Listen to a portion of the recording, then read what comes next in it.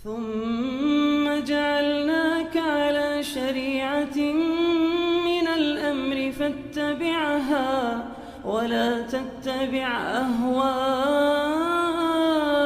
الذين لا يعلمون. Pintu masuk terorisme adalah Wahabi dan Salafi.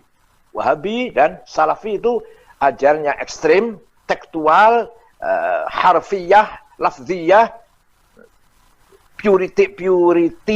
puritisasi, itu maunya ngakunya dalam rangka menggunakan Islam seperti zaman Rasulullah, semua dianggap bid'ah, dianggap sesat kalau tidak seperti persis seperti zaman Rasulullah.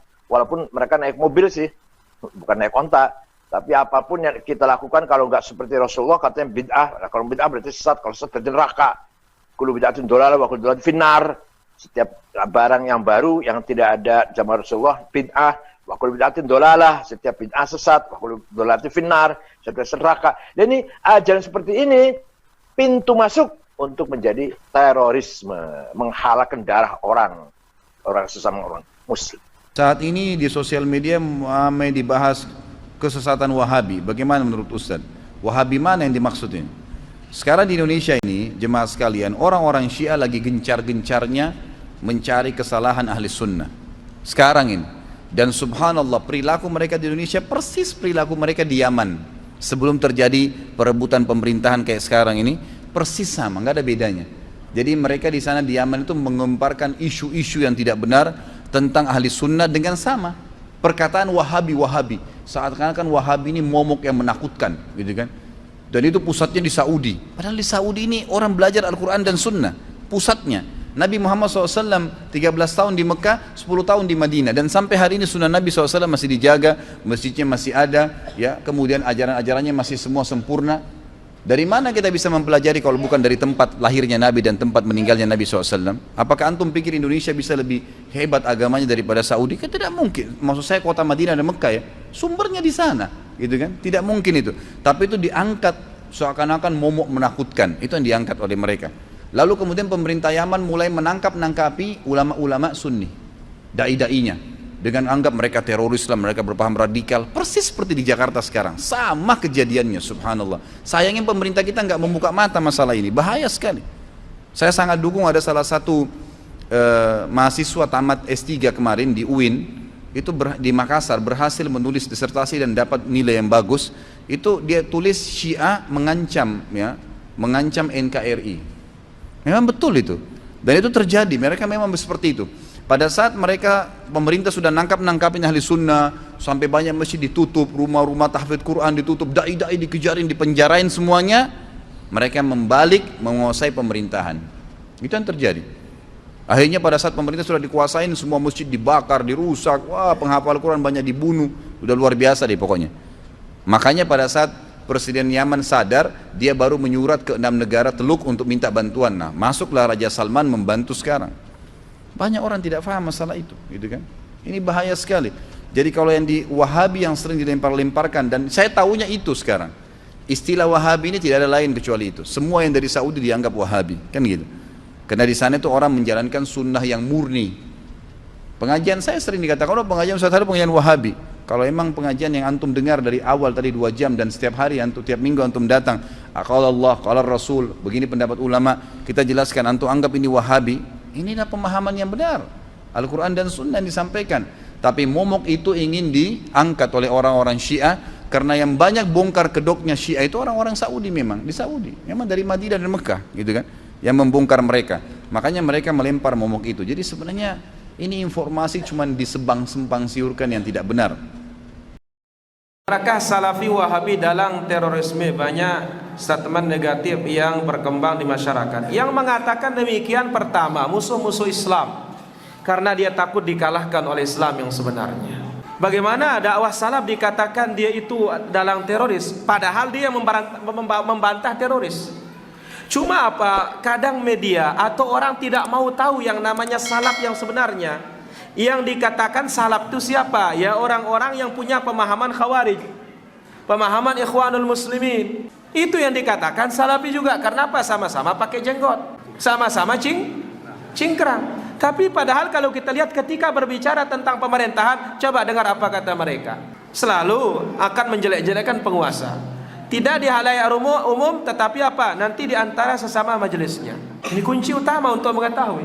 Maka oleh karena itu, ya, dakwah salaf satu-satunya dakwah yang bersama penguasa. Cuma dakwah salaf tidak menjadi penjilat, tidak juga menjadi burung beo.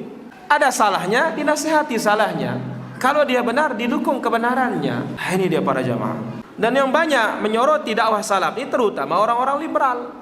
Dan ini terjadi karena dia tahu ketika kita pegang Islam kita, mereka luntur dan runtuh. Kenapa? Kita bersama Allah Azza wa Jalla. Yang kita punya jaminan, in tansurullah yansurkum. Tapi kita ini perlu sabar. Memberontak tidak boleh. Tapi apa, janji Allah pasti tiba ketika kita bersabar, ketika kita menjalankan yang hak. Allah menangkan agama ini para jamaah. Nah, menangnya agama itu tidak dimau. Sehingga bagaimana merusak? Ini nasihat bagi kita semua para jamaah. Dakwah salaf tidak bertentangan dengan pemerintahan. Dia meluruskan yang salah, kemudian mengokohkan yang benar, bersandar kepada kitab Allah dan sunnah Nabi sallallahu alaihi wasallam. Maka dakwah ini tidak ada yang perlu kita khawatirkan, kecuali memang orang memusuhi apa? Islam itu sendiri. Kalau memusuhi Islam, ya sahabat apapun tetap akan dimusuhi. Yang Allah katakan, walan tarda ankal yahud walan nasara hatta tattabi'a millatahum. Hadza huwa Allah taala ala wa ala.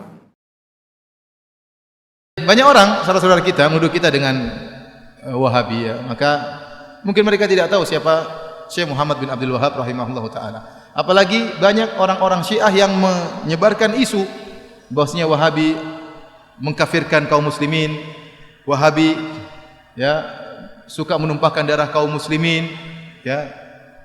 Dan macam-macam tuduhan. Wahabi mengharamkan ziarah kubur, Wahabi mengharamkan salawat kepada Nabi sallallahu alaihi wasallam, tuduhan yang dihembuskan. Kemudian tuduhan-tuduhan tersebut disambut oleh sebagian saudara-saudara kita. Akhirnya semakin besar tuduhan tersebut. Dan ini semua adalah tuduhan tidak benar. Kita mengatakan kenyataan mendustakan itu semua. Kita tahu Raja Wahabi, Raja Salman, ya, di antaranya. Hafizahullah ta'ala. Hari ini saya baru dapat kabar dia menyuruh seorang wartawan diberhentikan dari pekerjaannya dan koran dipermasalahkan, dikasuskan. Kenapa? Karena wartawan tersebut memuji dia berlebihan. Ya, dia baca koran tersebut, ternyata wartawan tersebut memuji dia berlebihan, disuruh berhenti penulis tersebut karena dia tidak ingin sampai tauhid terganggu. Dia menjaga kemurnian tauhid, ya. Adapun menuduh bahwasanya kaum Wahabi suka mengkafirkan, maka itu tidak benar. Dibantah oleh Syekh Muhammad bin Abdul Wahhab rahimahullahu taala, ya. Dan saya sedang menyusun juga tulisan tentang masalah itu, ya. Bagaimana Syekh Muhammad bin Abdul Wahhab mengatakan kami tidak pernah mengkafirkan yang berkaitan dengan masalah 4 rukun, masalah salat, masalah zakat, puasa, haji. Kalau ada yang meninggalkan solat tidak dia kafirkan. Karena ini masih masalah khilafiyah di kalangan para ulama. Yang kami kafirkan hanyalah yang berkaitan dengan syahadatain. Kalau orang terjerumus dalam kesyirikan. Itu pun beliau mengatakan kami menjelaskan tentang masalah ini syirik, ini kekufuran. Adapun memvonis itu masalah lain. Makanya beliau dalam pernyataan mengatakan bagaimana kami mengkafirkan orang-orang sementara ada orang yang beribadah di kuburan Ahmad Al-Badawi tidak kami kafirkan karena dia tidak tahu. Bagaimana kemudian kami dituduh mengkafirkan orang-orang? Apalagi kemudian dituduhkan suka menumpahkan darah kaum muslimin. Apakah ada jemaah haji yang pergi ke Arab Saudi ketakutan dibunuh oleh orang Arab Saudi? Bukankah Saudi itu sarangnya Wahabi? Semua penduduk Saudi rata-rata apa? Wahabi. Apakah ada jemaah haji yang ketakutan kalau ketemu orang Arab Saudi? Ya. Yang akan dirampas hartanya, akan dibunuh? Enggak ada, itu omong kosong. Atau kalau Arab Saudi memberi bantuan gratisan banyak, pelayanan. Ya. Bahkan Raja Salman kalau sudah memberikan bantuan, sebelumnya Raja Malik Abdullah, kalau sudah beri bantuan kemana saja? Suriah dibantu luar biasa, jutaan orang Suriah dibantu di Arab Saudi. Ya. Kemudian bantuan terhadap Palestina, kumpulin duit langsung entah berapa triliun langsung dikirim ke Palestina. Bantuan, yang ini jarang diekspos. Di tanah air kita juga banyak bantuan. Ya. Banyak masjid-masjid dibangun. Ya. Sering yang membangun masjid tidak tanya-tanya apakah masjidnya itu orangnya tahlilan atau tidak. Tidak ada pertanyaan. Pokoknya butuh masjid, bangun. Betapa banyak orang bangun masjid. Tidak ditanya mauludan atau tahlilan, tidak, bangun masjid, bangun masjid. Betapa banyak pondok-pondok dibantu. Ya. Ya. Kemudian juga ya Suriah, Yaman dibantu. Secara madhab kalau kita bicara akidah ada perbedaan. Ya. Kita tahu Yaman bukan Wahabi, kita tahu Suriah bukan juga Wahabi, Palestina juga bukan Wahabi, tapi dibantu sama raja-raja Wahabi. Kemanusiaan mereka tinggi. Maka maksud saya, seorang jangan menuduh yang tidak-tidak. Kalau dia menuduh bahwasanya Syekh Muhammad bin Wahab melarang untuk ziarah kubur, tidak benar. Kita suruh ziarah kubur. Yang tidak boleh kalau minta kepada penghuni kubur. Ya. Dilarang bersolawat. Saya bilang kita tiap hari bersolawat. Allahumma sholli ala Muhammad sallallahu alaihi wasallam. Berulang-ulang dalam ceramah kita bersolawat. Ya. Yang dilarang mungkin solawat yang mengandung mana-mana kesyirikan, itu yang dilarang. Adapun kalau solawat yang sunnah silakan. Ya. Oleh karenanya seorang berhati-hati tatkala memberi tuduhan yang tidak-tidak, ya, karena termakan dengan provokasi sebagian orang. Kalau dia nuduh Syekh Muhammad bin Wahab dengan tuduhan yang tidak-tidak, ingat dia akan disidang oleh Allah pada hari kiamat. Kita kalau nuduh orang tidak benar, kita akan disidang berhadapan dengan Syekh Muhammad bin Abdul Wahab.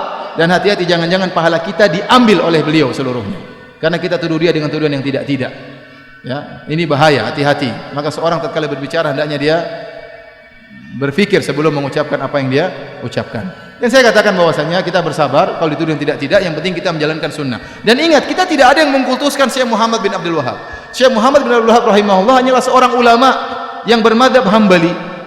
Jadi bisa salah bisa benar. Kalau salah kita tolak, kalau benar kita ambil. Dia sebagaimana ulama-ulama yang lain, bisa salah bisa benar. Makanya dalam kajian-kajian kita juga hampir tidak pernah kita bilang berkata Wahabi, berkata Muhammad bin Wahab, tidak pernah. Saya yang sampaikan dari apa saya ucapkan, perkataan Syekh Muhammad bin Wahab tidak ada saya ucapkan, tidak ada saya nukilkan.